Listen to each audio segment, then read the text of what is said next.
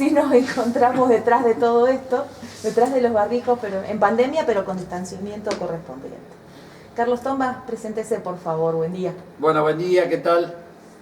Es un gusto para mí estar con ustedes, no solo por lo que significa la biblioteca y su actividad, sino por lo que significa transmitir nuestra experiencia para todos los argentinos y todas aquellas personas que quieran conocer nuestra experiencia.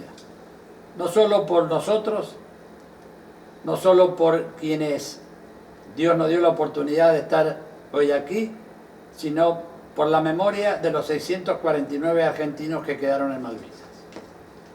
Ellos son quienes, a través de su ejemplo, nos dan una orientación de cuál es el sentido de la vida. Quienes tuvimos la suerte de elegir una vocación de servicio, como en el caso particular mío de la Fuerza Aérea, sabíamos que cuando elegíamos esa actividad, nuestra vida dejaba de depender de nosotros y de nuestras decisiones para poner nuestra vida, nuestra existencia y nuestra experiencia al servicio de la patria. Y esto es lo que, de alguna manera, en el 82, la patria nos demandó que cumpliéramos aquello para lo cual nos habíamos preparado toda la vida, que es cumplir ese juramento de decir, de jurar que nuestra vida estaba al servicio de la patria, aunque nos costara la vida. Soy el brigadier Carlos Antonio Tomba, mendocino de nacimiento,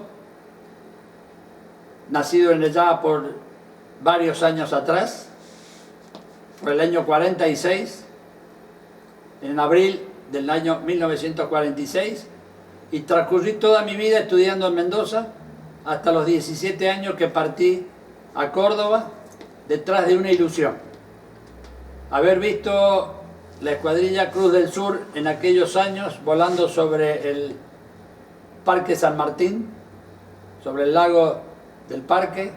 Me había dado la ilusión de poder volar como los pájaros.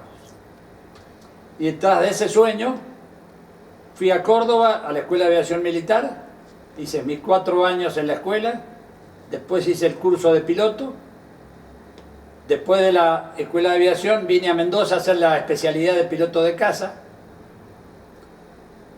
y después de eso fui instructor a la Escuela de Aviación Militar, fui instructor de la Escuela de Caza y piloto de prueba en la fábrica de aviones cuando se estaba diseñando y fabricando el avión Pucará. En el año 82, en la Fuerza Aérea del último grado de capitán, se hace la Escuela de Guerra, la Escuela Superior de Guerra Aérea. Es una escuela que nos permite a los oficiales subalternos, de aprobar los cursos, seguir ascendiendo como oficiales jefes y oficiales superiores. Es un curso que dura 2 años. Terminado el primer año, en el 81, había empezado el segundo curso en el año 82, cuando el 2 de abril me enteré por la radio de que se habían recuperado las Islas Malvinas. La alegría que sentí en ese momento me permitió salir con mi señora y mis hijos en los hombros hasta la Plaza de Mayo a festejar ese hecho histórico que era la recuperación de nuestras islas. O sea que vos estabas en la plaza, en esa imagen que están difundidas. En esa imagen yo soy uno de esos que estaba en la Plaza de Mayo. De esos miles que salimos. Exactamente. De la plaza. Foto que demuestra y revierte la opinión de mucha gente que decía que nadie quería esa recuperación. Esa plaza demuestra la gran cantidad de argentinos que tuvimos en esa plaza festejando ese hecho histórico. Pero como para los pilotos, el hecho de mantener su habilitación como tal nos demanda que tengamos que volar una determinada cantidad de horas todos los meses para mantener nuestra habilitación. Yo hacía prácticamente 1 año y medio que no volaba. Los que estábamos haciendo ese curso, la mayoría de mi promoción, frente al hecho de la recuperación de las islas, nos mandaron a cumplir tareas en los estados mayores. Los estados mayores son organizaciones donde se analizan, se preparan y se distribuyen los medios logísticos para apoyar a las operaciones. estando en uno de esos estados mayores, empezaron a llegar noticias de las islas que había problemas con el sistema de armamento del avión Pucará. La razón de esos problemas era que se estaba operando en condiciones meteorológicas nunca previstas, por la salinidad, los aviones a la intemperie, y despegando desde un potrero, porque no era una pista no preparada, sino era un potrero de 450 metros de largo, en donde el avión se enterraba producto del tipo de suelo sobre el cual se estaba operando.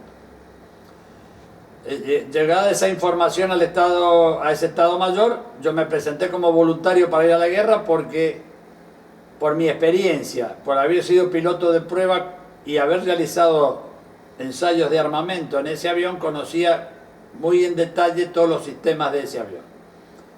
Entonces dije que era importante que yo fuera a colaborar con los que estaban trabajando en la isla. Así fue de que el día 24 de abril, en un avión de aerolínea fui a Comodoro, y en Comodoro me subí a un F-28 y de un F-28 fui a las islas. Estuve 2 o 3 días en Puerto Argentino hablando con el Estado Mayor que estaba ahí de Fuerza Aérea, que estaba ahí en Puerto Argentino, y de ahí me fui a la base Cóndor, que estaba en Pradera del Ganso, que era el lugar donde se había destinado al escuadrón Pucará. El destino de ese escuadrón fue la zona de Pradera del Ganso, Darwin, Ganso Verde, producto de que en Malvinas había un solo aeropuerto asfaltado, que era el de Puerto Argentino. Por sus dimensiones, por la longitud, no permitía la operación de aviones de alta performance, tipo A4 o tipo Mirage. Y además, tampoco se podían dejar todos los aviones en ese aeropuerto porque era un objetivo para los ingleses el tratar de 2 cosas: de destruir la pista para evitar todo el abastecimiento logístico vía aérea, y por otro lado impedir la operación de los aviones. Entonces se analizó y se utilizó esa pista como alternativa para evitar esto que estamos mencionando. De mi llegada ahí empezamos a trabajar. La verdad que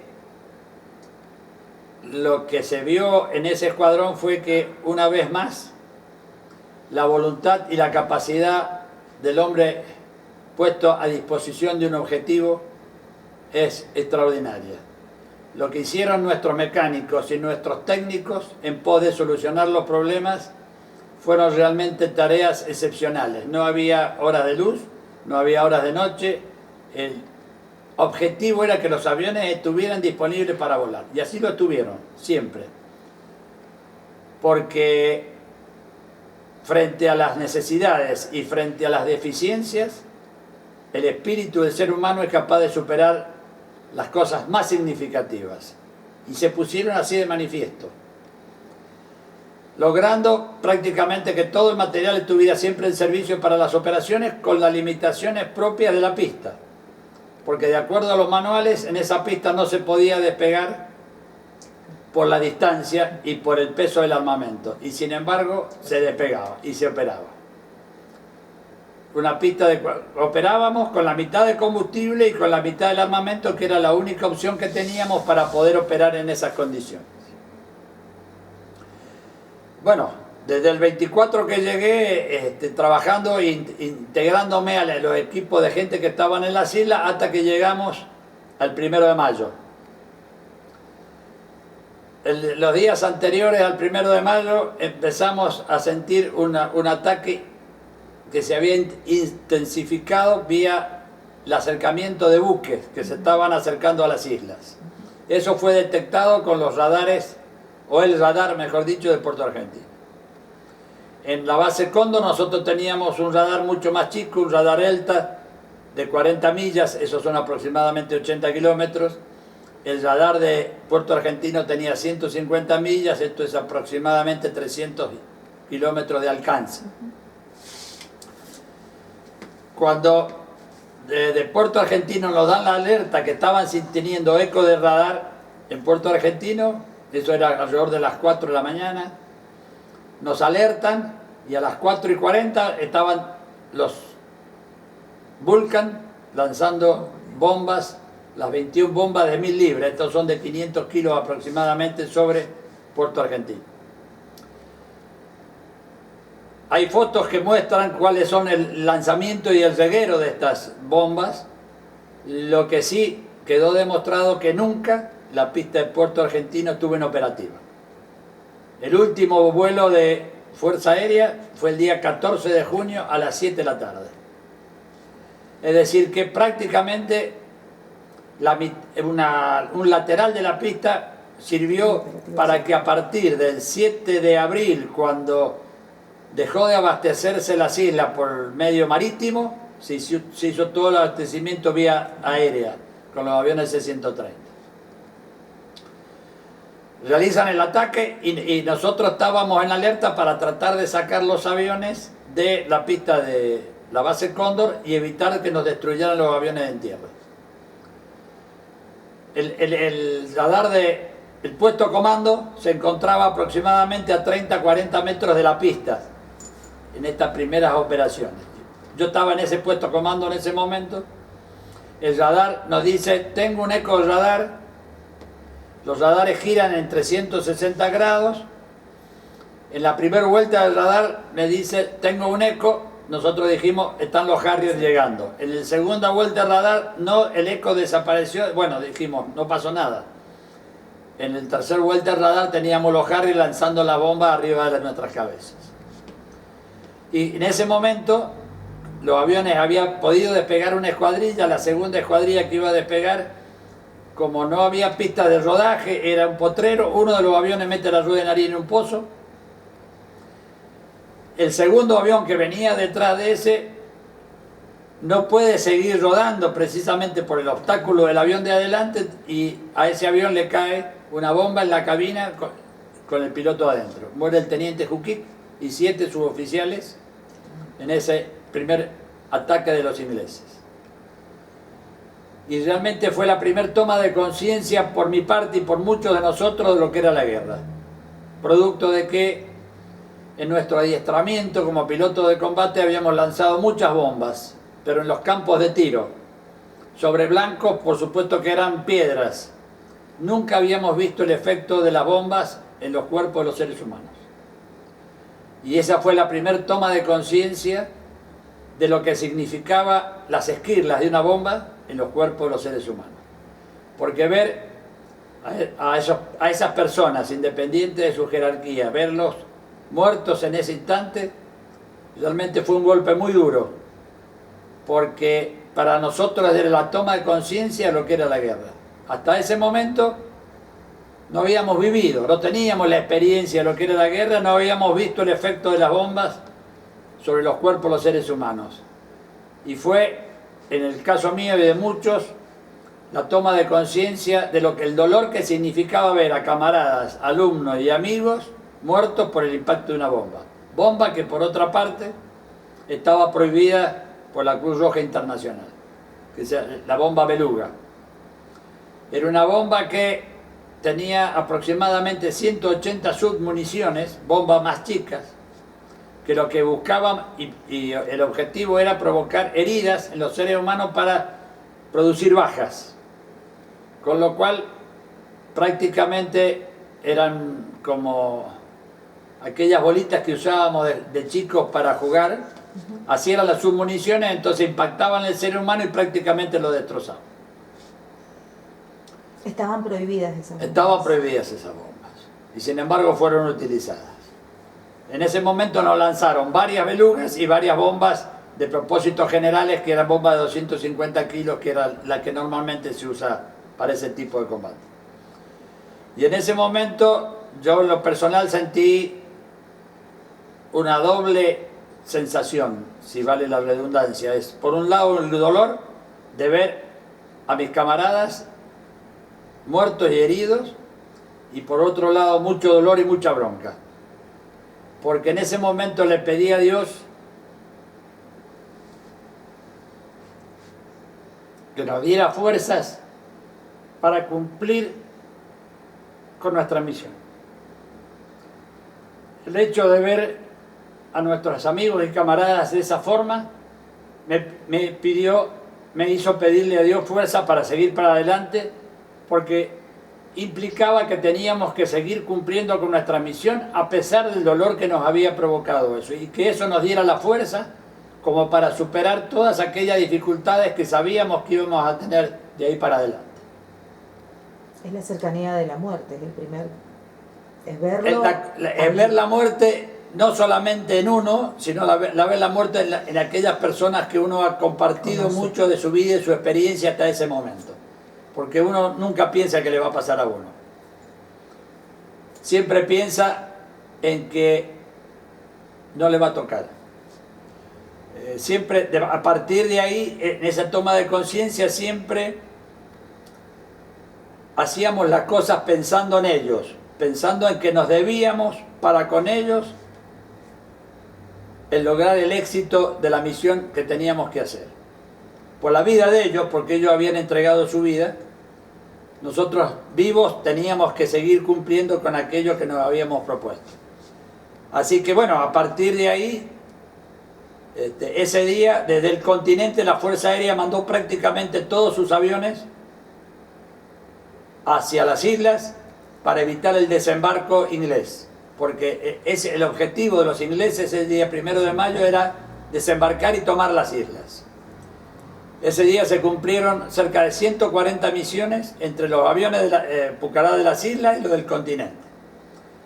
Y bueno, reconocido por los ingleses después fue que esa respuesta al acercamiento de los buques a las islas habían provocado que tuvieran que retirar la flota de la cercanía de las islas frente a los ataques que estaban sufriendo. A partir de ese momento empezamos con actividad más intensa de vuelos de reconocimiento en forma permanente con las islas, y en ese momento yo me di cuenta que junto con el Escuadrón Pucará había gente muy joven, gente que había sido alumno mío cuando yo fui instructor de la Escuela de Caza, y yo, ya mayor en ese momento, me sentí responsable de decir, no puede ser que esté volando gente más joven que yo estando acá tengo que volver a volar. Así que le pedí al entonces jefe de ese escuadrón, le dije, un año más viejo que yo, le dije, mira, si vos no me habilitás yo voy a salir a volar porque mi obligación es estar volando junto con todos. Así que bueno, me rehabilité en vuelo y a partir de ahí pasé a formar parte de las escuadrillas que operaban diariamente. Entre el 1 de mayo y el 20 de mayo, la actividad prácticamente era siempre la misma. Los buques se acercaban a la noche, cañoneaban las bases, tanto Puerto Argentino como la zona donde estábamos nosotros, y el ataque de los Harrier. En ese momento se da una condición que es un poco particular, en el sentido de que desde el año 62 a las tres fuerzas se le habían asignado las misiones que tenían que cumplir en el caso de conflicto. Al ejército se le había dado la misión, por supuesto, en la guerra en tierra, a la armada la guerra en el mar, y a la Fuerza Aérea se le había dado la tarea del control del espacio aéreo, es decir, la defensa del espacio aéreo, las operaciones aéreas tácticas y las operaciones aéreas estratégicas. Son términos un poco técnicos, específicos, pero vale la pena aclararlo. Las operaciones, la defensa del espacio aéreo era evitar de que el enemigo ingresara con sus aviones al cielo nuestro. Las operaciones aéreas tácticas eran el apoyo a las fuerzas de superficie, al ejército en particular, en el frente de combate. Y las operaciones aéreas estratégicas es el ataque en el interior del territorio enemigo para evitar de que llegaran todo el soporte logístico al frente. Motivo por el cual nosotros nunca habíamos realizado ni teníamos práctica en las operaciones en el mar.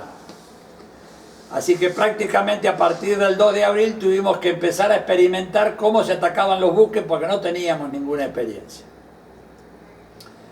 Así que realizando práctica con las fragatas de la Armada, empezamos a darnos cuenta que, pese a que existía el concepto en aquellas épocas de que las fragatas misilísticas eran imposibles de atacar, empezamos a realizar los ataques en función de nuestra experiencia. La experiencia de la Fuerza Aérea era realizar ataques en altura, realizar ataques con ángulo de ataque.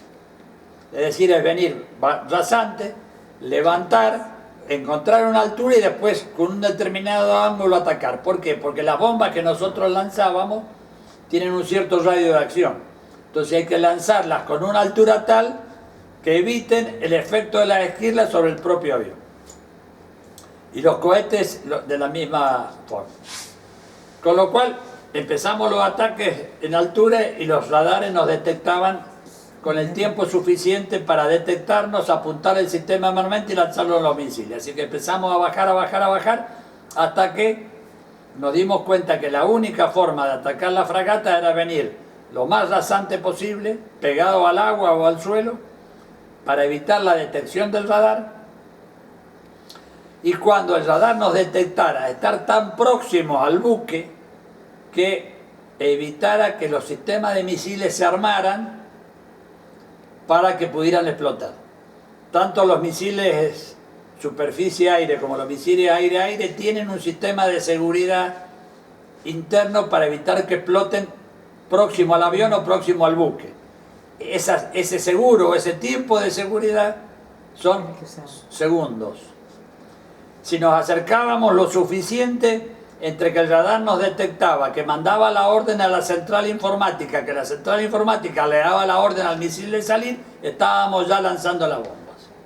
Pero era cuestión de precisión quirúrgica, porque eran muy pocos segundos y aumentaba mucho el riesgo para los pilotos. Exactamente, tal cual. Teníamos que asegurarnos de llegar lo más próximo posible para evitar ese tiempo necesario para lanzar la bomba. Y cumplir con el objetivo y es efectuar el lanzamiento. Por eso hay, ustedes deben haber visto seguramente muchas filmaciones donde los pilotos nos acercábamos tirando con cañones o ametralladoras al buque para provocar, alertar los sistemas de defensa ya próximos y tener tiempo de lanzar la bomba. Se nos dieron dos cosas. Primero, que las bombas que nosotros teníamos en uso eran bombas que tenían un sistema de explosión. La bomba tiene una espoleta que es un retardo y después viene la carga explosiva. Son cosas técnicas, pero esa cabeza que inicia el sistema de la bomba tenía que pegar sobre algo muy duro para iniciar el sistema de explosión. Los buques en aquel momento, después de la Segunda Guerra Mundial, habían perdido su blindaje. Se les había sacado el blindaje pensando que con los misiles no eran atacables. Así que nuestras primeras bombas se lanzaron y pasaron los buques de lado a lado, porque eran de aluminio. Salvo aquellas que encontraron parte de la superestructura del buque, que ahí sí explotaron. Problema producto de que nuestra experiencia nunca se había hecho sobre el ataque a buques. Y la segunda conclusión que fuimos sacando con esos ataques reiterados a partir del 1 de mayo fue que nuestros derribos se producían no al ataque sino a la salida. ¿Por qué? Porque después de atacar los buques había que levantar los aviones para iniciar el escape. Ese escape y ese tiempo que teníamos los aviones en ascenso buscando el escape daba tiempo para armar todo el sistema de misiles del buque y así nos impactaban en la salida. Parte de la realidad de la guerra. Así que bueno, con esa experiencia fuimos intentando mejorar los ataques, mejorar las salidas y modificar la bomba de tal manera que explotara la mayoría y que no nos pasara esto de que pasaban las bombas de lado a lado. Hasta que llegamos prácticamente hasta el día 21 de mayo. En ese periodo, hasta el 21 de mayo, quiero también decirles de que recibimos mucho del apoyo de la gente del continente.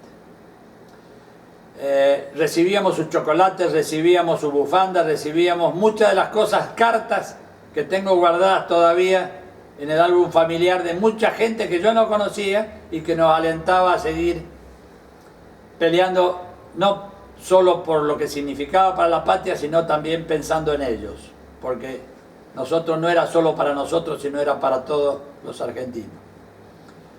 Y eso todavía tengo, grandes recuerdos de eso que hoy son objeto de regalo para mis hijos. ¿Y eso cómo funciona en esas instancias? ¿Y eso funciona como un estímulo, como un reconocimiento? ¿Qué se siente? Bueno, uno se siente parte de. Yo en ese sentido, bueno, no tenía comunicación con mi familia, porque no podíamos decirle dónde estábamos, pero sí recibíamos esas cartas. Y eso era un poco el contacto nuestro con nuestros hijos y con nuestra familia. Era sentirnos partes de, y de que estábamos haciendo algo por todos. Que creo que es lo más importante, sentirnos parte de ese grupo de seres humanos que nos alentaban a no aflojar, a seguir luchando, que nos daban su apoyo, su contenido espiritual y sus oraciones. Eso es, para quien está en esas circunstancias, el apoyo moral que a veces necesita, porque como pilotos uno vivía, cuando no le tocaba volar, en su cabecita tenía y en su corazón su familia y sus hijos, pensando en ellos, pensando en qué harían, si sabían si estaba vivo o no estaba vivo, porque no podíamos darle información dónde estábamos ni cómo estábamos. Pero llegado el momento que nos atábamos arriba del avión, nos atamos, digo literalmente, porque tenemos los arneses que nos atan al avión, era como si nuestra mente dejaba de lado todo eso para enfocarnos únicamente en lo que teníamos que hacer. Era nuestra misión. Porque éramos conscientes de que si nuestra cabecita no estaba 100% puesta en el cumplimiento de su misión, podíamos cometer errores que nos costaran la vida. Entonces era parte de sentarse, olvidarse del mundo, para decirlo de una manera, y enfocarse en aquello para lo cual estábamos. Concentrarse en lo que habían ido a hacer. En cumplir la misión. Concentrarnos en cumplir qué es lo que teníamos que hacer y dedicarnos exclusivamente a eso. No por eso no nos temblaban las piernas. Imagino que no. No por eso, no, cuando nos preguntan si teníamos miedo, y sí, teníamos miedo. Cuando vos fuiste a la guerra, dejaste acá una esposa con... Yo dejé a mi esposa con 3 hijos. Mi hijo mayor en ese momento mi hija mayor tenía 10 años, el segundo tenía 7 y medio, y la más chiquita tenía 3 años. 3 hijos chicos. Pero ¿Vos tenías? Yo tenía 35 años. Pero creo que gran parte de lo que uno es, y esto en honor de las señoras, uno se lo debe a la persona que tiene al lado.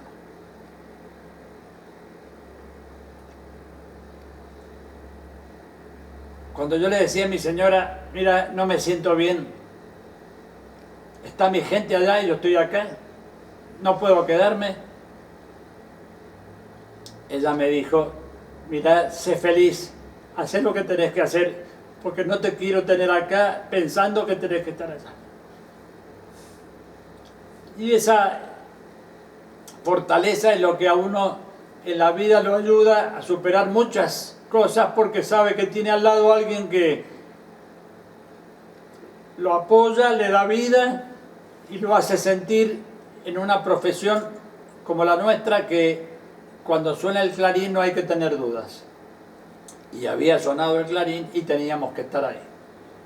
Y ese apoyo para mí fue fundamental, sentir de que ella me dijo, anda, que yo me hago cargo de los chicos. Y mi hijo el varón, el segundo, me dijo, papá, no te preocupes, yo voy a cuidar de las mujeres. Tengo 2 hijas mujeres y un varón. Cortale un segundo, espera. ¿Querés tomarte un traguito de agua?